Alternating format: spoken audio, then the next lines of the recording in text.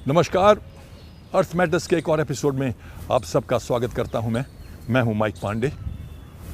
आज हम बात करेंगे नेचुरल डिज़ास्टर्स, आपदाएं। नेचुरल डिज़ास्टर्स आते हैं बगैर दस्तक किए हुए, कभी भी हो सकते हैं, कहीं भी हो सकते हैं, पर क्या हम तैयार हैं? उत्तराखंड की ट्रेजेडी एक संकेत है उसी दिशा में। हज़ारों जानें चली गईं, कुछ लापरवाही में और कुछ नासमझी में। तो आज करीब से एक नज़र डालते हैं नेचुरल डिज़ास्टर्स पर और देखते हैं क्या हम कर सकते हैं अपने बचाव के लिए।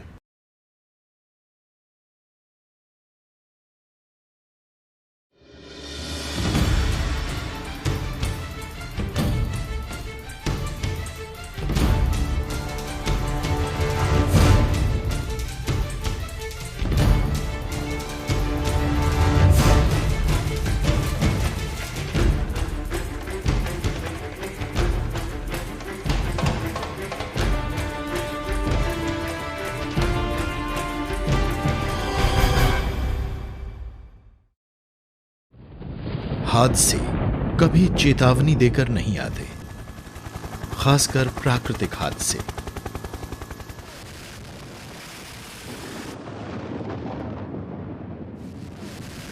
भारत एक ऐसा देश है जहां प्राकृतिक आपदाएं आती रहती हैं।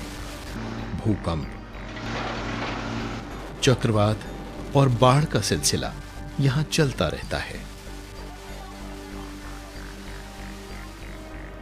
उत्तराखंड में हुई तबाही, बिहार में कोसी नदी में आई भयंकर बाढ़ जिसमें 2000 लोग मारे गए थे, भयंकर चक्रवात जिसने उड़ीसा में 10,000 से ज्यादा लोगों की जान ली,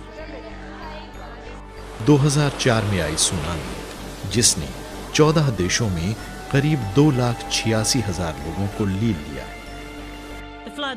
और हाल ही में जम्मू और कश्मीर की बाढ़ में 150 से ज्यादा लोग मारे गए और 2400 से ज्यादा गांव प्रभावित हुए।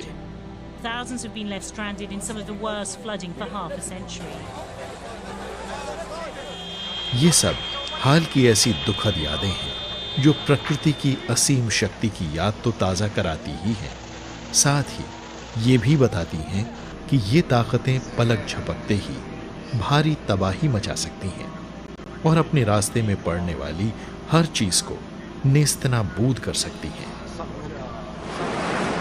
हम इन प्राकृतिक आपदाओं को रोक नहीं सकते, लेकिन इनकी तेजी और इनसे होने वाले नुकसान को कम जरूर किया जा सकता है। हर साल 10 लाख से ज्यादा तीर्थयात्री दूर दराज स्थित बद्रीनाथ और केदारनाथ मंदिरों में जाते हैं और इन श्रद्धालुओं की संख्या बढ़ती ही जा रही है, जिससे संसाधनों और सीमित बुनियादी सुविधाओं पर बहुत ज्यादा दबाव पड़ता है। यहां आने वाले सैलानियों की संख्या स्थानीय निवासियों से भी ज्यादा हो जाती है। इन्हें बसाने के लिए काम चलाऊ रिहायशी सुविधाएं रोजाना कायम की जाती हैं। जिस समय यह हादसा हुआ उस समय वहां हजारों खच्चर वाले थे और कुलियों की तादाद भी बहुत ज्यादा थी, लिहाजा ये लोग इस आपदा के आसान निशाने बन गए। तो आखिर उत्तराखंड में इस त्रासदी में इतने सारे लोगों की जान जाने की क्या वजह थी? पिछले दशक के दौरान जलावन और घर बनाने के लिए लकड़ी हासिल करने के चक्कर में वनों की भारी कटाई हुई। मवेशियों और खच्चरों ने हद से ज्यादा चराई की। गैर कानूनी और अंधाधुंध विकास हुआ और भूमि उपयोग में आए बदलावों के कारण इन नाजुक ढलानों की सुरक्षा परत हटा दी गई। इसके बाद बहुत बड़े पैमाने पर बादल फटने और बारिश की वजह से असुरक्षित मिट्टी कीचड़ की एक बेकाबू नदी में तब्दील हो गई। उसके साथ बड़े बड़े पत्थर और मलबा बहने लगा, जिसने इंसानी जिंदगी और संपत्तियों को बुरी तरह प्रभावित किया। वैज्ञानिकों के अनुसार अगर घास और पेड़ों को न हटाया जाता तो नुकसान बहुत कम होता। ये कीचड़ के बहाव के खिलाफ एक बख्तर की भूमिका निभाते और उसकी रफ्तार को कम करते। गैर कानूनी इमारतों और आशियानों, झुग्गी झोंपड़ी बस्तियों, प्रवासी मजदूरों, वनों के जबरदस्त कटाव और हद से ज्यादा चराई ने इस तबाही की विकटता को और बढ़ा दिया। लापरवाही, प्रकृति की अनदेखी और इस नाजुक क्षेत्र को लगातार लूटे जाने से खतरा और बढ़ गया। भूस्खलनों के अलावा हिमालय क्षेत्र में भूकंप भी आते रहते हैं। ये ज्यादातर इलाका भूकंपीय क्षेत्र 4 और 5 के बीच पड़ता है। पिछले दशक में कश्मीर, पाकिस्तान और नेपाल में जो भूकंप आए हैं वो इस क्षेत्र से जुड़े खतरे को दर्शाते हैं। प्राकृतिक आपदाएं और हादसे प्रकृति की ऐसी ताकतवर शक्तियां हैं जिनका सामना मानव निर्मित कोई संरचना नहीं कर सकती, और कुछ ही पलों में हजारों लोग बेघर हो जाते हैं और हजारों निर्दोष लोगों की जानें चली जाती हैं। प्रकृति की इतनी शक्तिशाली ताकतों का सामना करने का एक ही तरीका है, पहले से तैयारी और प्रबंधन। चक्रवात एक और ऐसी प्राकृतिक आपदा है जो अक्सर हमारी तटरेखाओं को झंझोड़ती रहती है। भारत का पूर्वी तट दुनिया के सबसे उथल पुथल भरे तटों में से एक है। बंगाल की खाड़ी हर साल 300 से 350 कम और ज्यादा तीव्रता वाले चक्रवातों को जन्म देती है। इनमें से कुछ तट तक भी पहुंच जाते हैं। अपनी तटरेखाओं को कटाव, ज्वारीय लहरों और तेज रफ्तार हवाओं से बचाने के लिए प्रकृति ने एक कुदरती अवरोध बनाया है। यह है मैनग्रोव वन यानी गरान वन। मैनग्रोव दुनिया के सबसे पुराने वन हैं। ये खारे पानी में पनपने के हिसाब से ढल गए हैं। इनकी लचीली डालियां और पत्तियां 180 किलोमीटर प्रति घंटा की चक्रवाती हवाओं को सह सकती हैं। इनकी जड़ें गहराई तक होती हैं, जिसके कारण ये ज्यादा ताकतवर ज्वार और लहरों को सह सकती हैं और इन कुदरती शक्तियों की ऊर्जा और रफ्तार को कम कर देती हैं। लेकिन हमारी तटरेखा के आसपास वाली ज्यादातर अन्य जगहों की तरह मैनग्रोव वनों के असली महत्व को नहीं समझा गया। विकास, झींगों की फार्मिंग और जलावन की लकड़ी के लिए मैनग्रोव के बड़े हिस्सों को काट डाला गया। इस कारण से चक्रवातों के रास्ते में कोई ऐसी बाधा नहीं रही जो इनकी रफ्तार धीमी करे और इनकी ताकत को सोखे। लिहाजा चक्रवात ने उड़ीसा के ग्रामीण इलाकों को तहस नहस कर दिया और जान और माल का भारी नुकसान हुआ। इसी तरह 2004 में जब विध्वंसकारी सुनामी आंध्र प्रदेश, तमिलनाडु, केरल और अंडमान निकोबार जैसी जगहों पर तट से टकराईं, तो समुद्र की लहरें जमीन पर 2 किलोमीटर आगे तक बढ़ आईं, क्योंकि जो मैनग्रोव वन इनकी ताकत को रोक सकते थे, उनका तो सफाया किया जा चुका था। मैनग्रोव वन प्रकृति के सुरक्षा तंत्र हैं। ये हमारे तटीय समुदायों और इलाकों को बचाते हैं और ये मछलियों और समुद्री जीवों की हजारों प्रजातियों की कीमती नर्सरी भी हैं।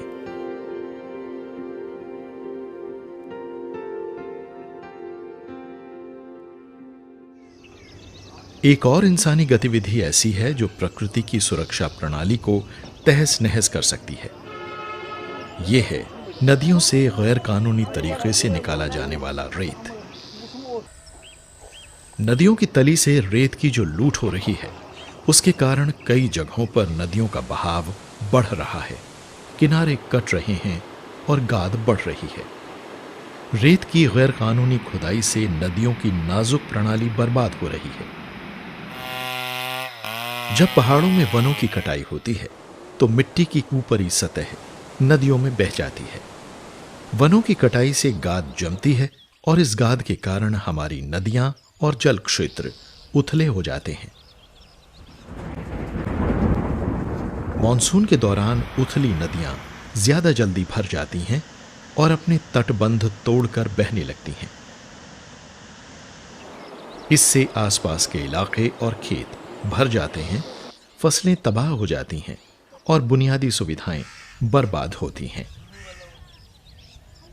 बाढ़ें अब पहले के मुकाबले कहीं ज्यादा जल्दी जल्दी आने लगी हैं। हर मॉनसून में बाढ़ों के कारण हमारे शहर और घर पानी से भर जाते हैं, जिससे हमारी जिंदगियां प्रभावित होती हैं और देश की अर्थव्यवस्था को भारी नुकसान होता है। 2008 में बिहार में 50 साल में बदतरीन बाढ़ आई थी, जिससे 30 लाख लोग बेघर हो गए और करीब 2000 लोग मारे गए। एक और चिंता की बात यह है कि नदियों के जल भराव वाले मैदानों में अंधाधुंध अनियोजित निर्माण किया जा रहा है। नदियों के इन हिस्सों में गैर कानूनी निर्माण खूब धड़ल्ले से हुआ है, जिसके कारण इन कॉलोनियों में रहने वाले लाखों लोगों की जिंदगियां खतरे से घिर गई हैं। मिसाल के लिए दिल्ली और नोएडा के जल भराव वाले मैदानों में भारी अतिक्रमण हुआ है।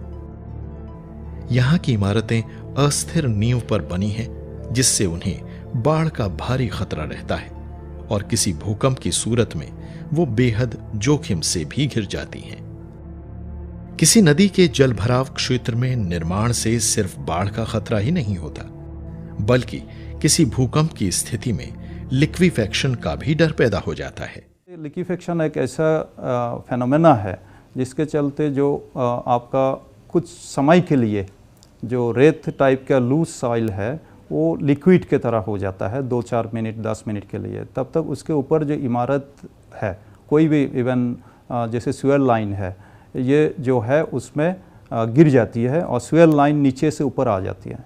और ऊपर की इमारत जो है, क्योंकि उसके नीचे उसका जो भीत है वो जब लिक्विड के तरह हो जाता है, लिक्विड के ऊपर कोई बिल्डिंग ऐसे खड़ा नहीं हो सकता है।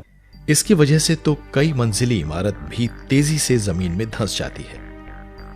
इस इमारत की 9 मंजिलें जमीन में धंस गईं और सिर्फ 1 मंजिल ही जमीन से ऊपर बची। जब हजारों लोग ऐसी जगहों पर रहते हैं तो जोखिम भी बहुत ज्यादा हो जाता है। अचानक आने वाले भूकंप के कारण मिट्टी इमारतों को दलदल की तरह निगल जाती है। लोग उनमें फंस जाते हैं, जिससे उन्हें बच निकलने का मौका ही नहीं मिलता। ये समझने की जरूरत है कि जल भराव वाले मैदान ऐसे कछार क्षेत्र होते हैं जो हमारे भूमिगत जल स्रोतों में फिर से जान फूंकते हैं। इनके ऊपर निर्माण करने से पानी के कछार वाले हिस्सों में भूमिगत जल का स्तर घट जाता है। आखिरकार ये क्षेत्र अस्थिर बन जाता है और किसी भूकंप की स्थिति में भारी तबाही की आशंका रहती है। किसी नदी के जल भराव वाले क्षेत्र में निर्माण की मनाही से जुड़े कानून होने चाहिए। वैज्ञानिकों को डर है कि अगर 7 से 8 की तीव्रता वाले भूकंप इस क्षेत्र में आ गए या इन्होंने दिल्ली जैसे किसी नगर को सिर्फ 15 सेकंड तक भी हिलाया तो अकल्पनीय क्षति हो सकती है और लाखों लोगों की जान जा सकती है। दिल्ली और NCR एरिया सेस्मिक जोन 4 में है और सेस्मिक जोन 4 जो है इसमें इंटेंसिटी जो है 7-8 तक हो सकता है। और इसके लिए जो इमारतें जो है खास करके जो ओल्ड दिल्ली में बनाया गया है और इवन इस दिल्ली में जिस तरह से इमारत एक दूसरे के साथ इस तरह से बनाया गया है, क्या इसमें कोई निर्णय लेना रियली मुश्किल है। गैर कानूनी और अनाधिकृत निर्माण में ज्यादातर घटिया निर्माण सामग्री का इस्तेमाल होता है। इससे भूकंपों के कारण तबाही और मौतों का आंकड़ा और बढ़ सकता है। भूकंप वाले क्षेत्र में इमारतों को भूकंप रोधी होना चाहिए, खासकर हिमालय जैसे जोखिम भरे इलाके में, ताकि अगर कोई भूकंप आता है तो हल्के वजन वाली सामग्रियों और छत वगैरह से वहां के निवासियों की जान न जाए।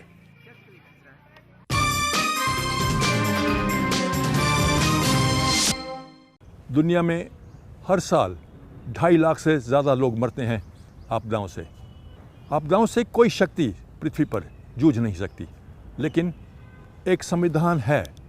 अगर हम सतर्क रहें, ट्रेनिंग हो और रूल्स एंड रेगुलेशंस को फॉलो करें अक्टूबर माह में उड़ीसा को एक बार फिर एक ताकतवर चक्रवात का सामना करना पड़ा।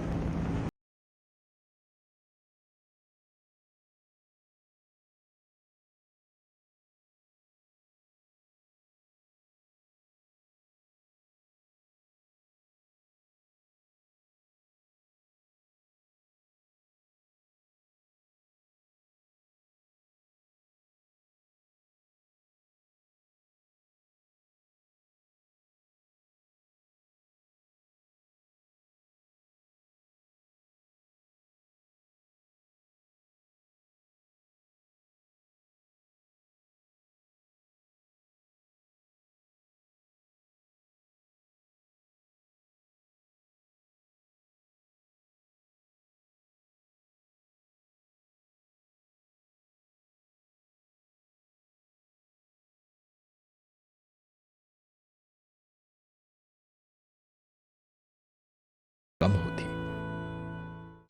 more stable. इस बात की फौरन जरूरत है कि हम मिलजुल कर कोशिश करें। नीति बनाने वालों, नागरिकों और विशेषकर स्थानीय समुदायों को एक साथ मिलकर काम करना होगा। प्राकृतिक संसाधनों के संरक्षण और बचाव के मामले में समुदायों को हिस्सेदार बनाया जाना चाहिए और उन्हें संतुलित पर्यावरण प्रणालियों और प्राकृतिक हादसों की सूरत में वो हमें बचाने में जो भूमिका अदा करती हैं उसके बारे में सूचित किया जाना चाहिए। स्कूलों और कॉलेजों में डिजास्टर मैनेजमेंट यानी आपदा प्रबंधन ड्रिल आवश्यक बना दी जानी चाहिए।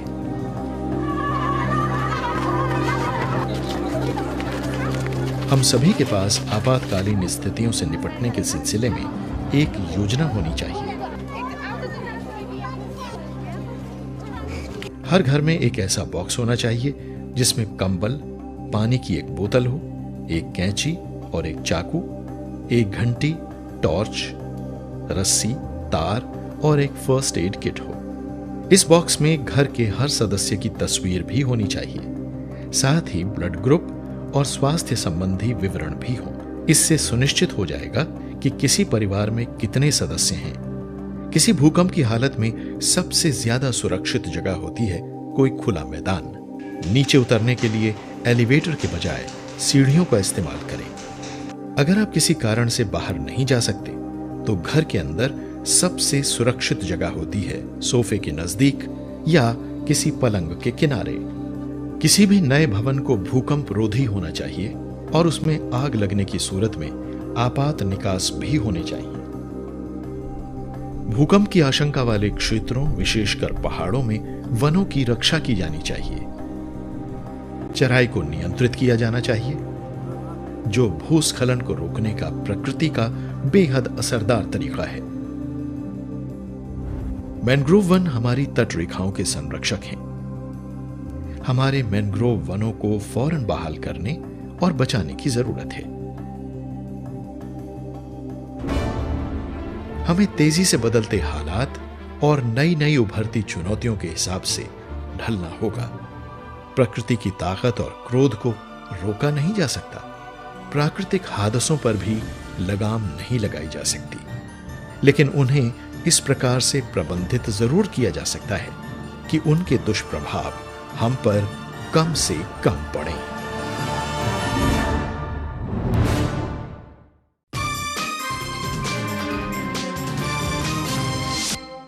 ज़रूरत है संवेदनशीलता की और समझने की कि किस प्रकार ट्रेनिंग और एजुकेशन एक महत्वपूर्ण भूमिका निभा सकते हैं।